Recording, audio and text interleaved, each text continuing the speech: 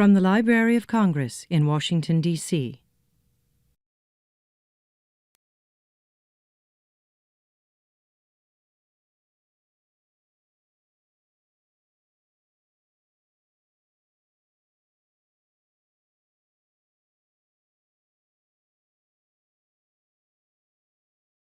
Well, good evening and welcome to the Library of Congress. On behalf of James H. Billington, the Librarian of Congress, we're so glad that you're here. And it's nice to end the evening with applause. That was very nice. While the act of Congress that established the Poet Laureate Consultant in Poetry did not stipulate any duties for the position, the laureate has traditionally given an opening reading and closing lecture during his or her appointment. Our 20th Poet Laureate, Charles Wright, followed suit last fall with a spectacular reading from his body of work, reckoning with, quote, language, landscape, and the idea of God. Tonight, to mark the end of his laureateship, Mr. Wright has chosen not to give a lecture, but to continue a conversation which has its origins in a long friendship, and specifically in an epistolary correspondence. Almost 2 decades ago, the Gettysburg Review published Narratives of the Image, a playfully passionate back and forth between Wright and the 15th Poet Laureate, Charles Simek. Over the course of 10 letters, the two argued about the relationship of metaphor and image. They turned to translation and religion, and famous photos and movie stars, as well as proclamations and body light verse to make their point. In between their teasing and asides, there is insight only masters of the art can offer, such as Mr. Simic's statement that, quote, poetry proclaims that there's something more real than ideas, something that remains, as it were, always stubbornly unformulated, but which we as readers of poetry have no trouble experiencing and savoring in poems we love. And Mr. Wright's quote from St. John of the Cross, quote, to know your road, you must close your eyes and walk in the dark. I am pleased both will join me on this bright stage to continue speaking on behalf of poetry. We could not have a better moderator to prompt and lead them. Don Scher is the editor of Poetry Magazine, the oldest monthly devoted to verse in the English-speaking world. He joins a storied lineage of editors, including founder Harriet Monroe and former consultant in poetry Carl Shapiro. Scher's 3 years at the top of the masthead have shown him to be open-minded in his selections and assigned features and exuberant in his approach. As Mr. Scher wrote in his introduction as editor, quote, poems teach us how to read other poems, so I'll always be looking over my shoulder as I move forward. A bad way to walk or drive, but a time-tested way of editing poetry. The kind of metaphoric logic with a self-deprecating dash of humor and broad vision that matches Simek and Wright's letters. He is certainly up to the task tonight. Please join me in welcoming Don Scher.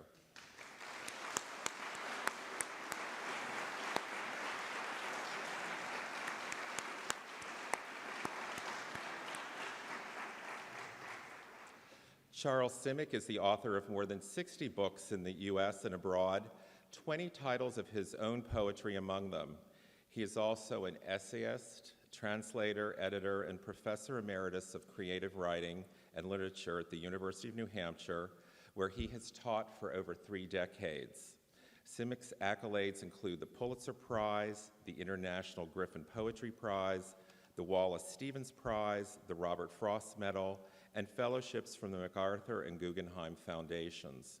A member of the American Academy of Arts and Letters and a former chancellor of the Academy of American Poets, he served as the library's Poet Laureate Consultant in Poetry from 2007 to 2008. Please welcome Charles Simek.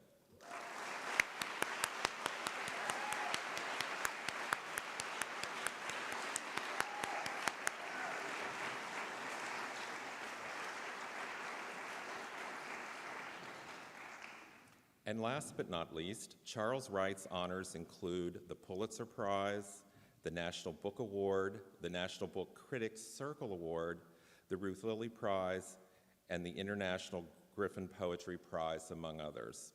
A former chancellor of the Academy of American Poets, Wright is currently a fellow at the American Academy of Arts and Sciences and a member of the American Academy of Arts and Letters, as well as the Fellowship of Southern Writers. He has published 25 books of poetry, as well as 2 books of essays and 3 books of translation. In 2008, he received the library's Rebecca Johnson Bobbitt National Prize in Poetry for Lifetime Achievement, and he is the only such winner in the 22-year history of the prize. As the 20th Poet Laureate Consultant in Poetry, and in nearly a half-century of writing, he has worked to advance and expand the medium with great artfulness, but also humility, dedication, and a deep sense of generosity. Please join me in welcoming Charles Wright.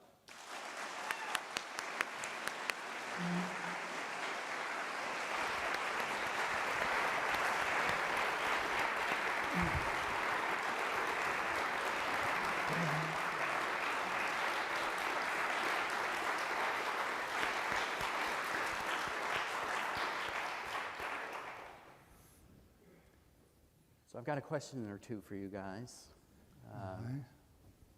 As you know, the rubric or title for what we're doing is In Conclusion. That seems like a sad place to start. So maybe we can dispense with the sad stuff at the outset a little bit. But before I get to the sad questions, the most obvious question to ask both of you guys together is one that I asked Phil Levine and Caroline Duffy at a conference a few years ago. It was a disastrous question. That's why I'm reprising it now. As y'all know, Phil Levine was the Poet Laureate of the United States. Caroline Duffy is the Poet Laureate of the United Kingdom. And my question to them was, what the heck does a Poet Laureate do anyway? And Phil said, I hope it's okay to mention this, Phil said, as little as possible. And then we took off from there. But I think, to make a serious question of it, I think most people wonder what it means for us to have not just a Poet Laureate, a role that, in the United Kingdom has been around for centuries, but why do we have a Poet Laureate, do you think, of the United States? What does a Poet Laureate mean to those of you who hold the position? As Phil said, not much. I was hoping you'd say that. Well, really, you don't do much, but you put a good face on American poetry, I think, or you try to, and you try to be responsible when people ask you that question, because basically, as far as work goes, there are 3 things you have to do. You got to come here in September, you got to come here in April, and then you have to come here in March, and then the occasional fundraiser. But I think the point is that it is supporting poetry for the Library of Congress, which I think is a good thing. We were just talking, Don and I, about the media keeps saying, well, poetry's dead, poetry's dead, poetry's dead. He's saying, Jesus Christ, okay, give us a break. Maybe it is, but some of us are still beating that horse, And You brought up some zombies, too, as what? I recall. You brought up the zombies, too. That's, well, I said you could tell them that all the poets are dead. They're like zombies on TV. They have their own show, and they go around talking poetry all the time. But I don't. The serious part is it is to put a face on poetry for the Library of Congress, which I think is a good thing. Now, whether it's a good thing to have a Poet Laureate of the United States, I guess it is because every state has a Poet Laureate now. And so you may as well have one for the whole shebang. And it's been fabulous. I mean, people bow to me as I walk down the street, and it's really wonderful. What does it mean? It means you're loved. What's better than that?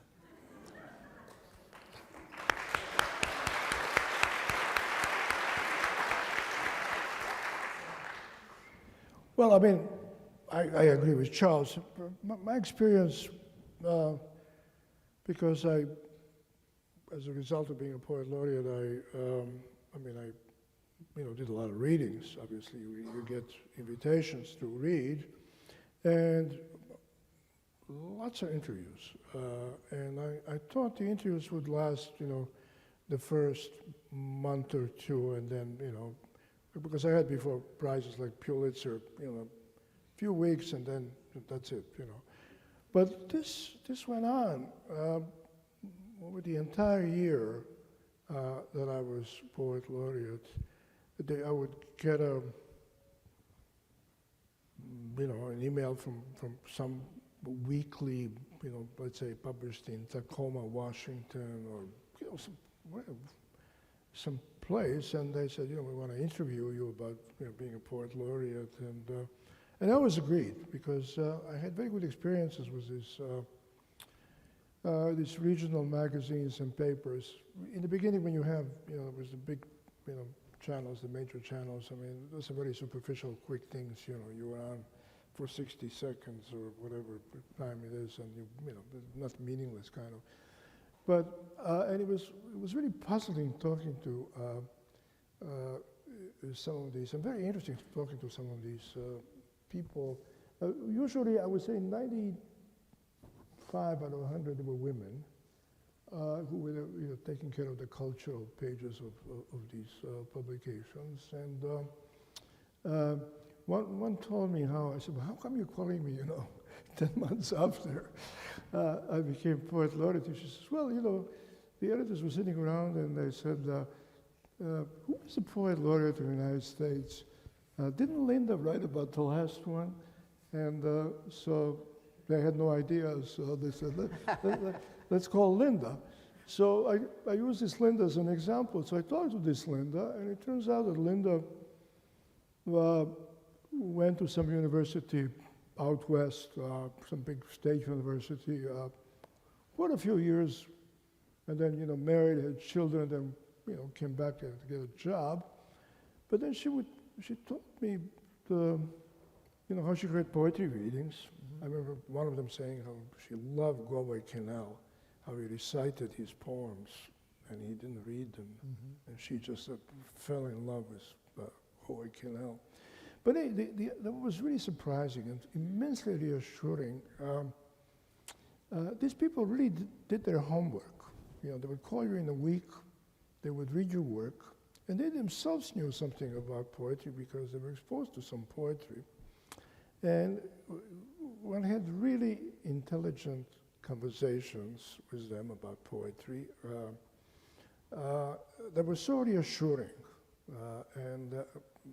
I did, I've given literally hundreds and hundreds of readings over the years, all over the country, like everybody, like Charles and all poets of our generation. But, the contacts are quick and superficial. You meet few people, and you don't have these kind of conversations. And when you realize that there are people out there who are not frightened by poetry, who like the idea there's such a thing as a Poet Laureate. So I was always very happy after these conversations, and I'm still delighted. And when I hear that nobody reads poetry, nobody knows anything about poetry, I know it's a lie. And I think this position has contributed, to this other thing, this more positive view of poetry. Hear, hear. Hear, hear.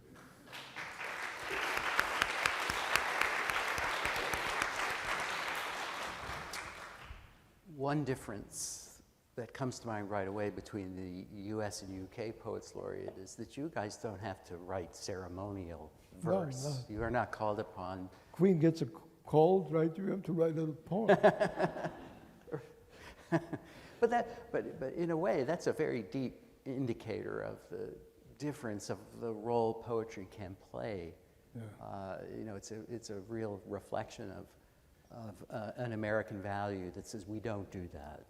I mean, we have plenty of ceremonial things, of course, but that you, as poets, would be seen to be free of ceremony. In fact, as Poets Laureate, you're left to your own devices, pretty much to be who you are, whatever you are. Do you think there's any gains and losses in that difference for us over here? I mean, were you ever tempted to write a ceremonial? I think only gains. I mean, I would have never taken a position where I had to write poems, ceremonial poems, and I mean, as you know, I would say 99% of the poems written over the years by British poet laureates stink. I mean, for all of our British friends who are watching tonight. Well, I have no fluency or interest in writing poems on command. I guess I could do it, but they would really stink. And so I have always avoided them, even when people have asked for poems about various subjects. I said, I can't do that. So, like Charlie, I would never have taken the position if it were that. If it were that. And maybe the English are more articulate than we are, and they can do it at the drop of a hat or whatever. Some other people can hear too, you know. Jesus Christ, Billy Collins wrote that wonderful poem, 9/11 thing about the Congress. It was just really terrific.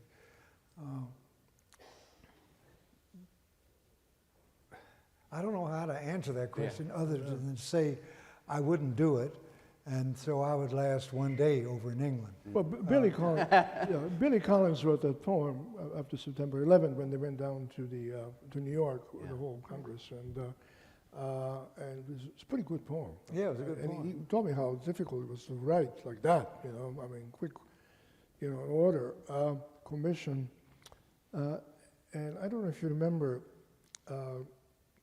As he was reading it, you know, the camera was kind of going among the senators and the representatives, and there were a small number who knew that they were listening to a poem, and they were paying close attention.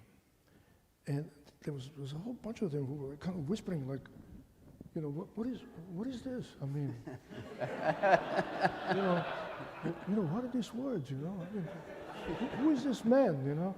And so there you had the picture, you know, what poem to order would be like in this country, you know. So he has no idea, you know, what was happening.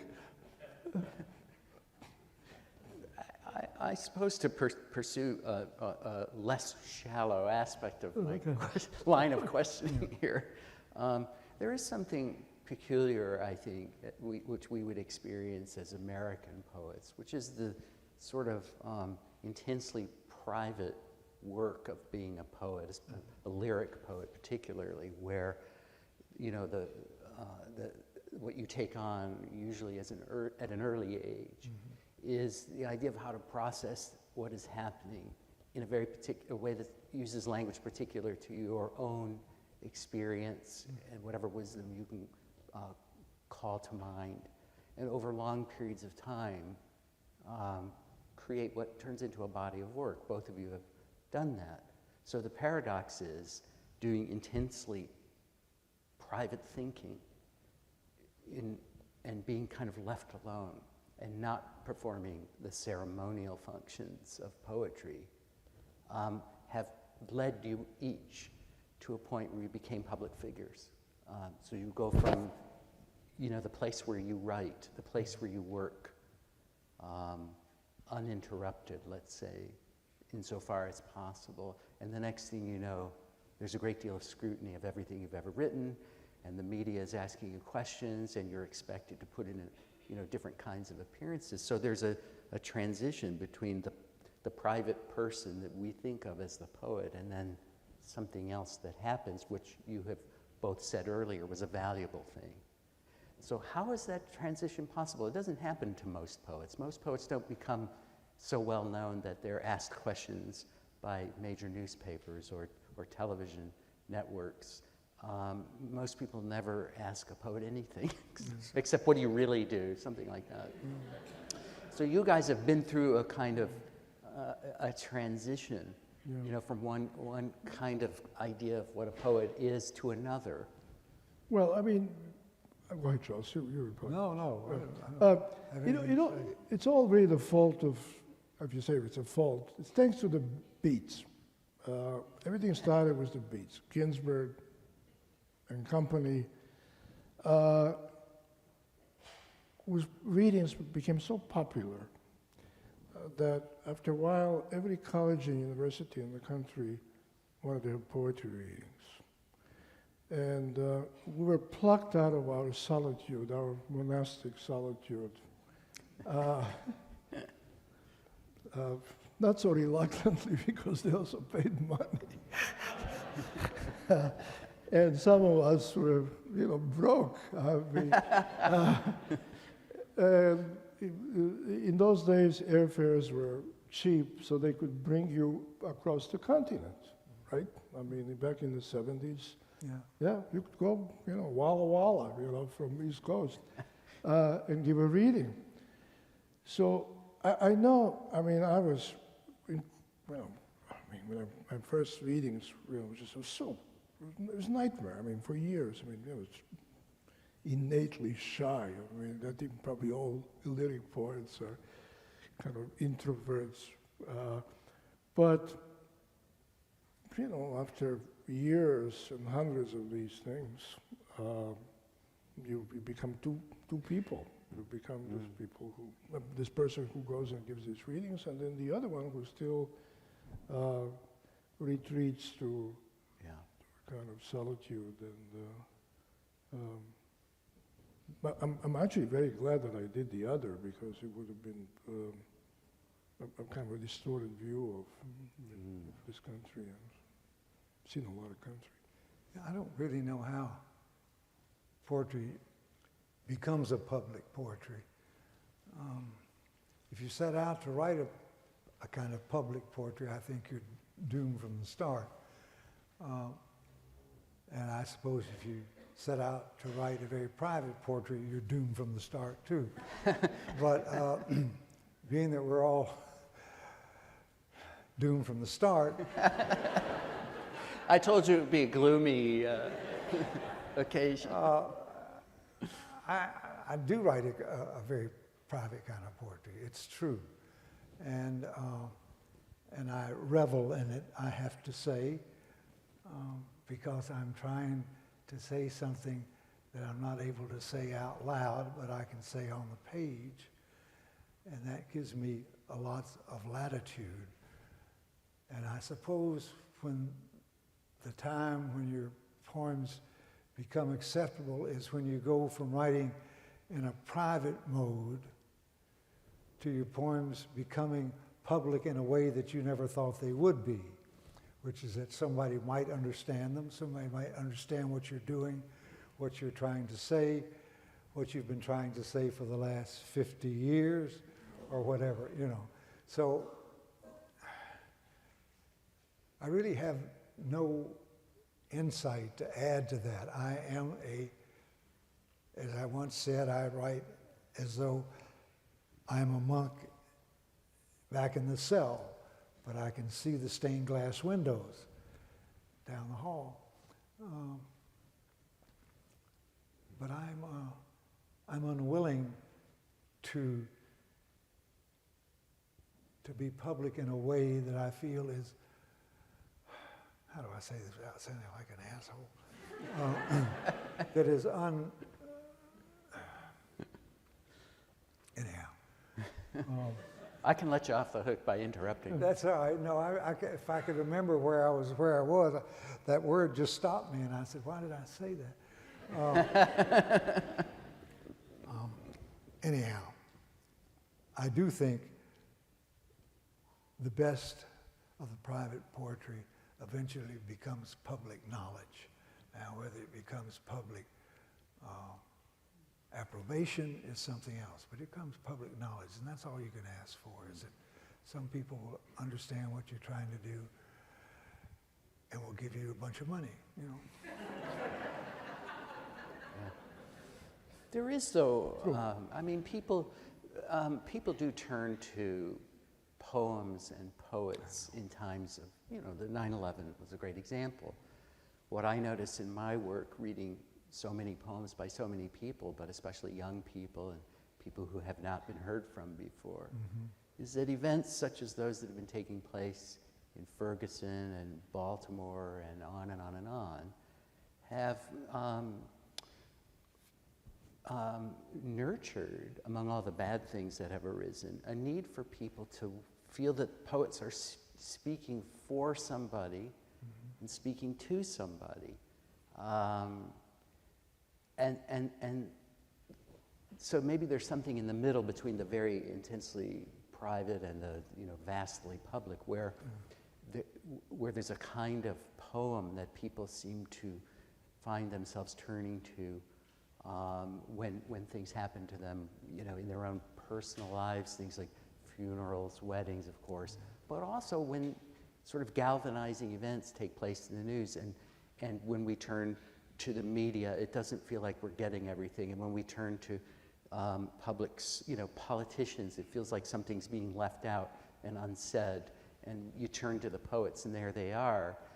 What we notice at the Poetry Foundation in the website, you know, poems can get 8,000 to 10,000 hits a day on the internet if they address things that seem to go along with the news. In other words, news that turns out to stay news, sadly. I mean, and that's an odd process. That's not, of course, something you engineer. That's what the point you're both making. You can't set out to do that. But I mean, you know, Tennyson charged the Light Brigade. It's taking a news story, and the presumption is the poet can put things into a poem that people can turn to and, you know, get something from that they don't get anywhere else. Is that something that you just can't really think about, or something? I mean, Depends on the poet. yeah. I mean, it's, you know, it's a long tradition of that kind of writing. I mean, when you were saying this, I was thinking, like, you know, go back to the Civil War. I mean, Whitman, drum taps, Great and example. all the poems, you know. Dickinson never wrote anything directly about Civil War. There's some funerals. There's some, maybe some people say there's some allusions to it. You know, she wrote 1,700 some poems across from. If you've ever been to her home, I mean, across the street there's a church, the old church that was there, where there were funerals probably twice a week. You know, people who died, soldiers, young men who were killed in the Civil War. She never wrote anything about it in that direct way. And we don't say, you know, oh, forget about Dickinson. You know, she's a lesser poet. I mean, so I you know, it's. I mean, and there's a place for that kind of poetry. Great poems been written out of outrage, of that sort of reaction, and then there are other poets who have remained private, and you know, it's fine. In my own life, I know there were times when I was very, you know, engaged, sort of. I mean, and I wrote some poems that refer to events like, you know, September 11th. You know, there have been so many wars in my lifetime. But then there are other events that I, you know, never said anything, because not because I didn't feel strongly about them. It's just that you know, you can't just. This is not something you could just order yourself to produce a poem. No, but don't you think that even if you don't address something directly, that if some momentous things are going on, they affect you in a way that your poems reflect. For instance, I think every poem Dickinson probably ever wrote between 1861 and 1865 had something to do with the Civil War because he was very aware of it, very aware of the trains coming in, Well, all that sort of stuff. That, you know. And during the Vietnam War, there were a lot of direct poems about that. But a lot of people didn't address it directly, but their lives were changed by it, and their poems were changed by it. And you may have been writing privately, but you didn't know it. You were writing quite so privately that it was coming up, it was welling up through your lines, and it was about, you know, this and about that, usually having to do with the situation, the public situation. I mean, when you're younger, those things seem to happen. As you, I gotta mention this. Last May, I was in Krakow, and going around with Adam Zagajewski, and we passed a building that used to be the Writers' Union during all the communist years. And he told me a story in 1953 when Stalin died. They summoned all the poets in Krakow. I mean, there would be party members. I think there was something like 35 of them. And they brought me in a building, and they said, okay, now you're going to stay here, you write an elegy to Stalin. Nobody's leaving. You know, doors were locked, and By the way, nobody gets out they here had to, during they had till, to, and the problem was that, you know, there were, of course, hacks who could, you know, do it in 10 minutes, you know, how they went. And there were a few lyricists, you know, private, brooding, who were there for 48 hours, you know, struggling. So there you go. Well, in your work, I mean, your prose is very, I would say, political. The pieces you write for the New York Review of Books, there's plenty of political commentary, outrage. Sure, yeah. Do you feel that that might go better into prose, or? Well, I mean, my poems are full of references to yeah. political matters. I mean, that's just inevitable because politics has always interested me, and I mean, I was born during the Second World War, where, I mean, before the Second World War. I mean, I was there when I was a kid, you know, in Europe, and it's almost, you know, inevitable you get interested in politics.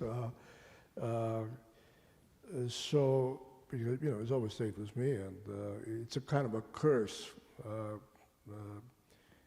mean, when I was putting together my big selected poems, you know, 50 years, I mean, I realized, you know, how many words since I was, you know, Second World War.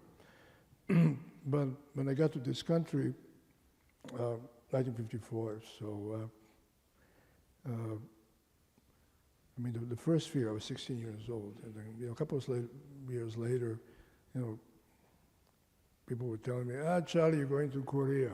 Oh, you know, I don't want to go to Korea, you know. Then I remember in 1958, I had a kind of a job in Chicago Sun-Times, and it was Saturday, and I had gotten paid the day before, and but I had to work Saturday morning, so I came down with this called composing room, but used to, you know, put the paper together, and so these guys knew me. We went down there because that's where they had donuts. You can get donuts and coffee. So I was getting a donut and coffee, and they said to me, "Hey, Simek, you're going to Lebanon." Lebanon. That was when Marines were sent to Lebanon by Eisenhower. And I was thinking, God, I was so happy. I don't want to go to Lebanon. I mean, what do I know about Lebanon? So my entire life was sort of like that. Then my children, my son worrying about him, the first Gulf War, and my brother was in Vietnam, on and on and on.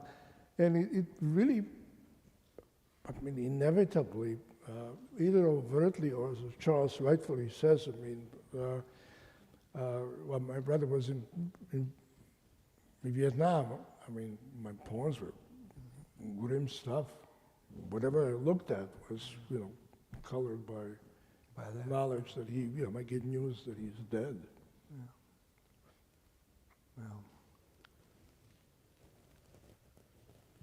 I have nothing further to add. Well, I'll just poke one more time at this. I suppose poets take for granted their privileged viewpoint of the past leading us to a present moment.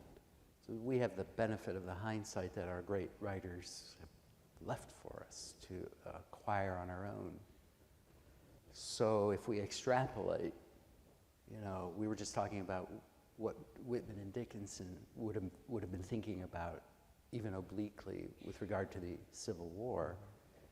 50, 100 years from now, when they look back at our poets today, do you care to venture a prediction about what they will feel that they find and what they won't find? No.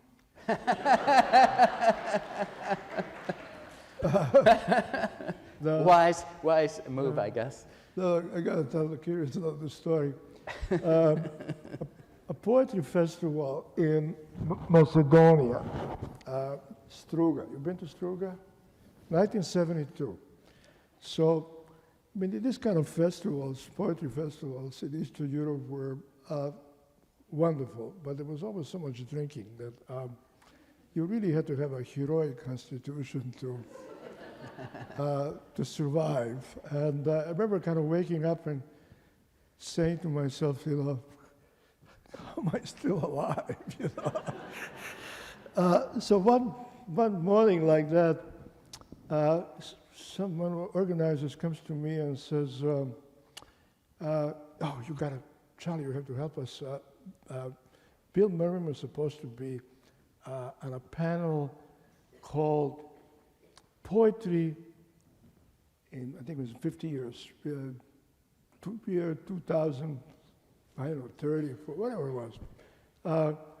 And he says, you got to go take his place. He wanted to go, he went to go to some place to buy some carpets, and with Moira.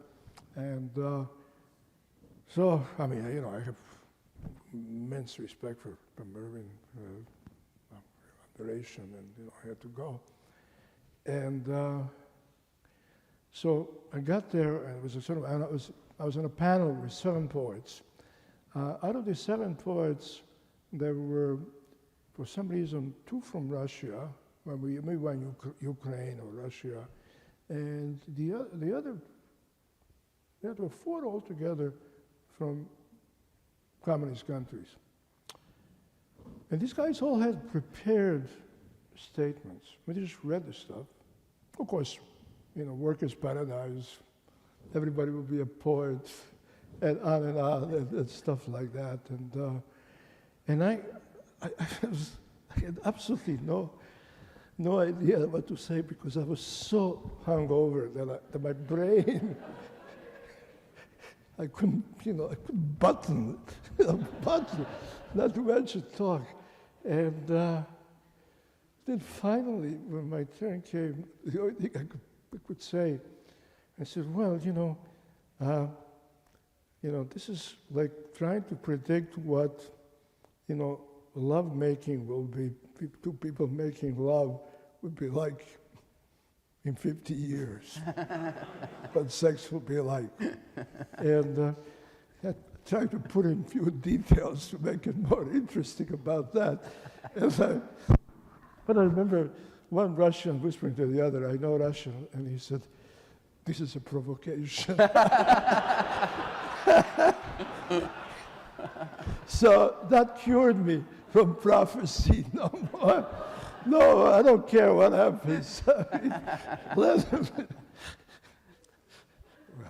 follow that. I obviously have no idea but it does seem to me that the people who would care would be readers of poetry, if there are any at the time. Nobody else would give a damn, really.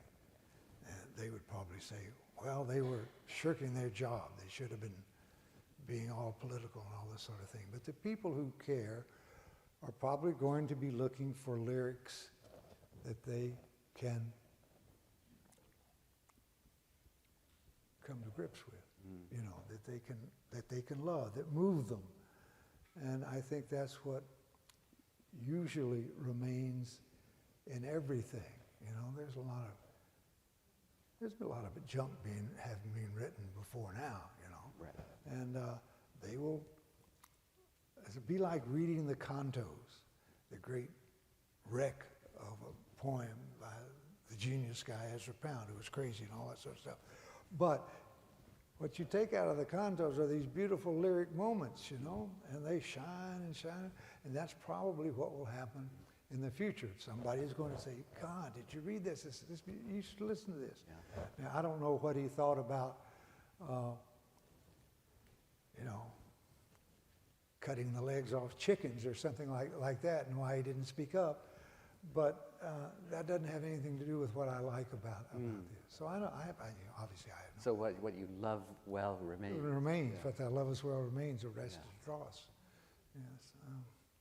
But that love as well. Probably won't change at all. I mean, No, I don't think so. because lyric poetry, if you go back to Sappho, and it's one place where you could, you can pour your heart out, you know.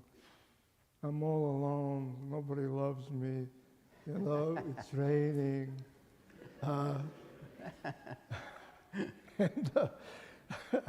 written that. Right? That is a quotation. That's it, right?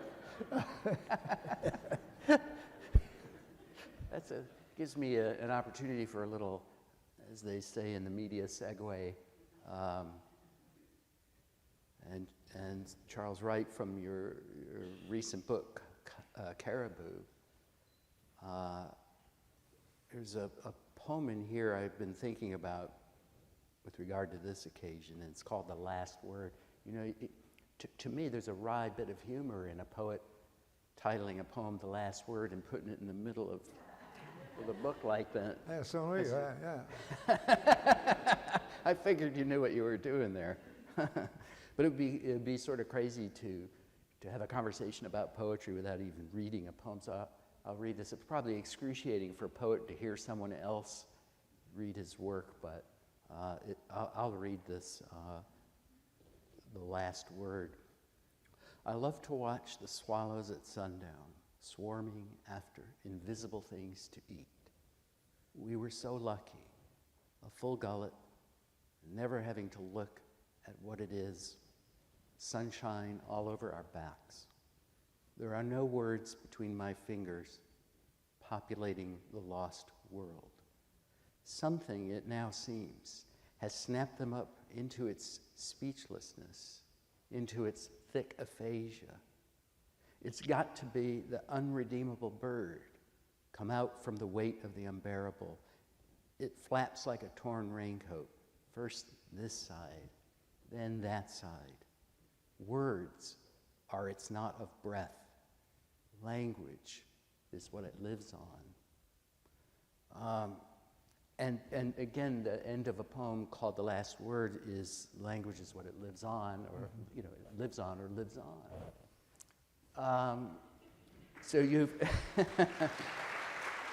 I wasn't an English major, so I did that all by Neither myself. was I.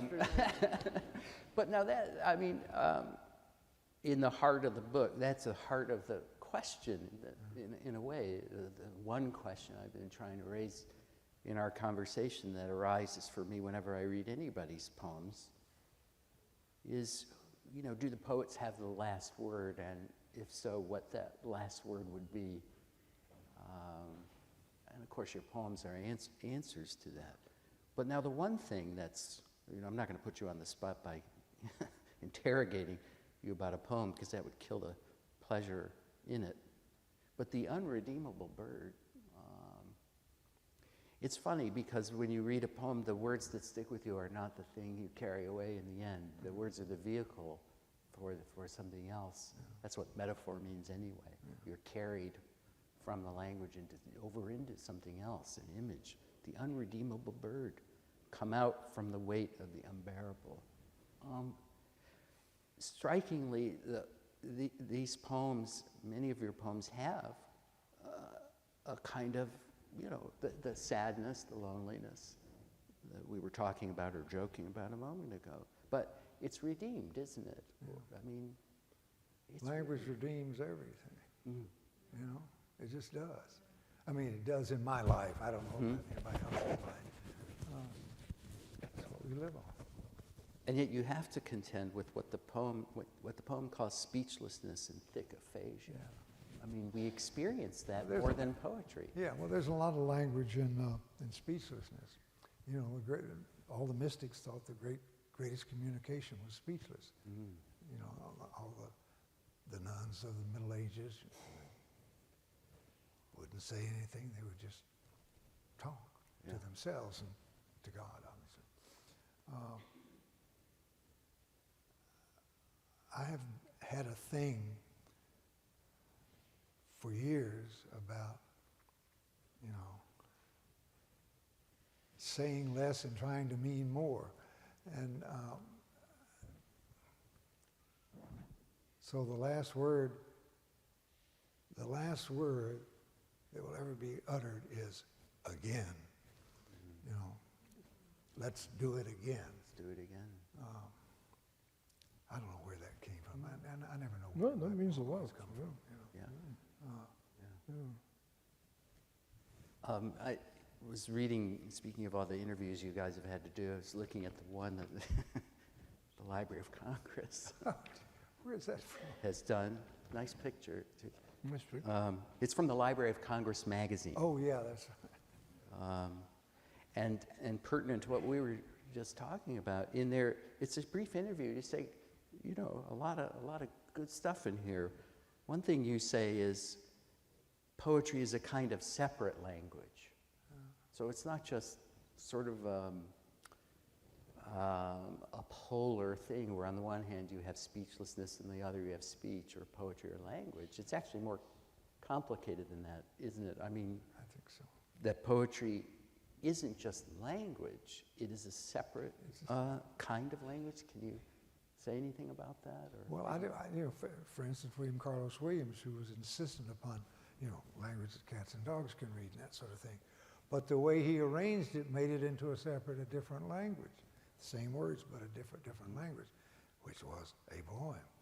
And are lots of great poems that he wrote.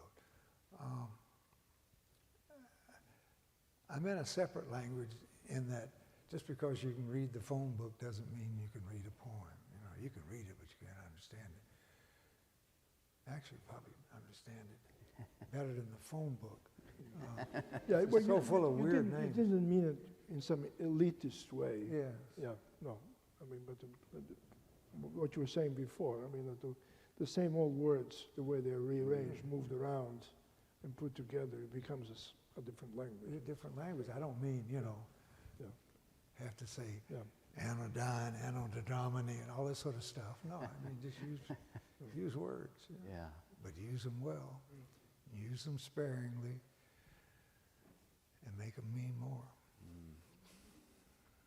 And I was reading in your new book, The Lunatic, a poem,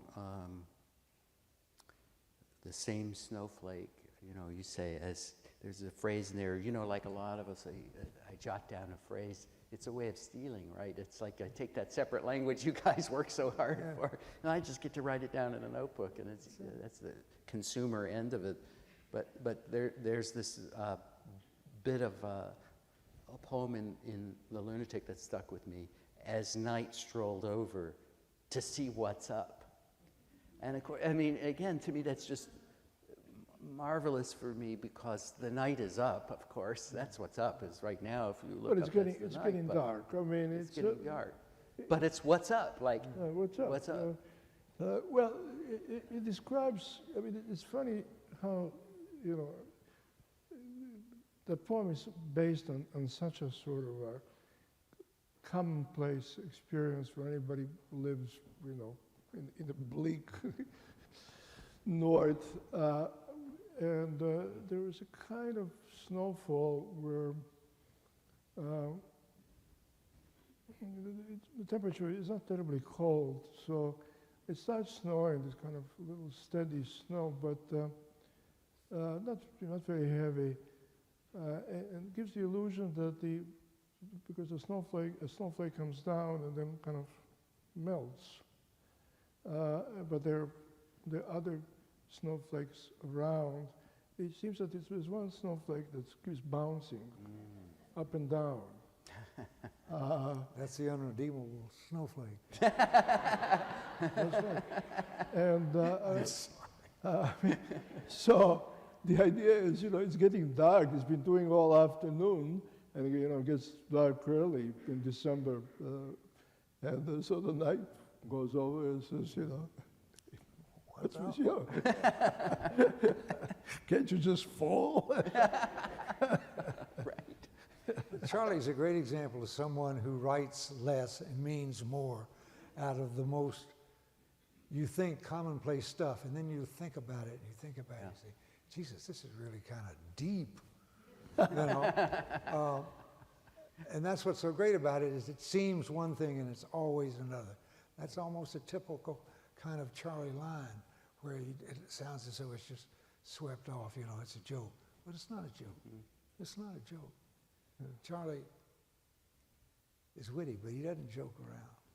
Anyhow, I just wanted to say that I think that this whole book, The Lunatic, is full of poems like that. Yeah. Full of poems like that. Yeah. We only have time. You'll be glad to know for one more question, I guess. But Charlie will take it. Oh. No, that's all right. Well, in that case,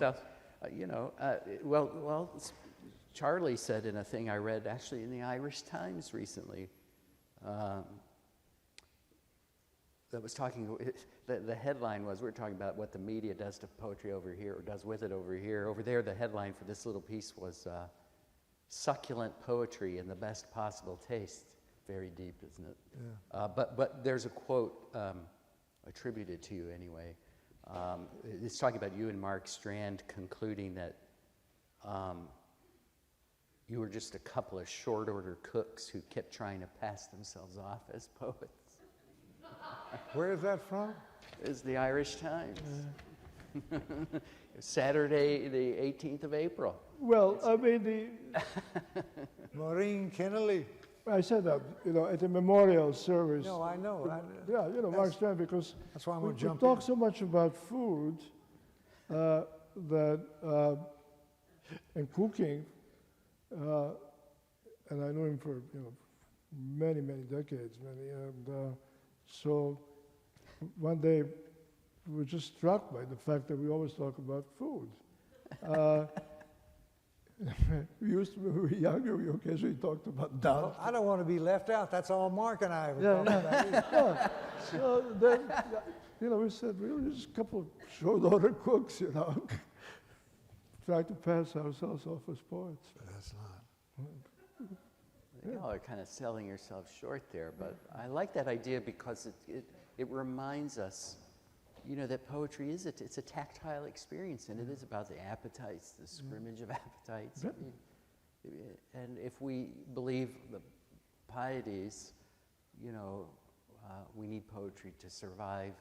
It nourishes us, sustains us. So there's something in it. It turns out to be another great metaphor, I suppose. I think it's true. Yeah. Thank you, Maureen. Yes. Yeah, that was good. Well, on that note, I guess I should conclude. So thank you both for Thank you very much. enduring my questions.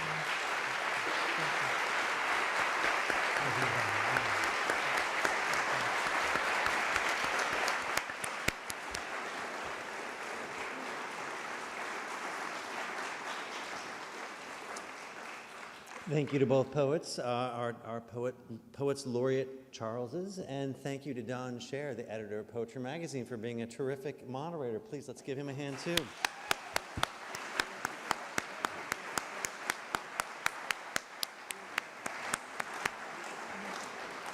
I'm Rob Casper. I'm the head of the Poetry and Literature Center here at the Library of Congress, and I would like to personally invite you all to a reception outside in the Great Hall.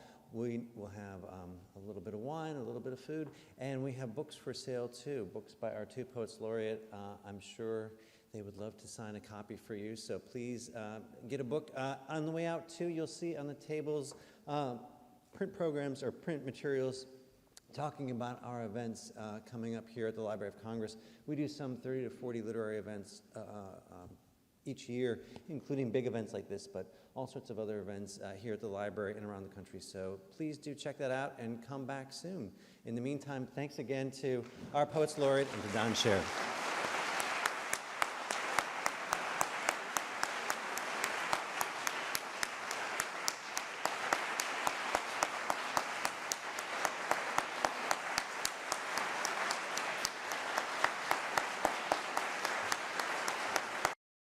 This has been a presentation of the Library of Congress.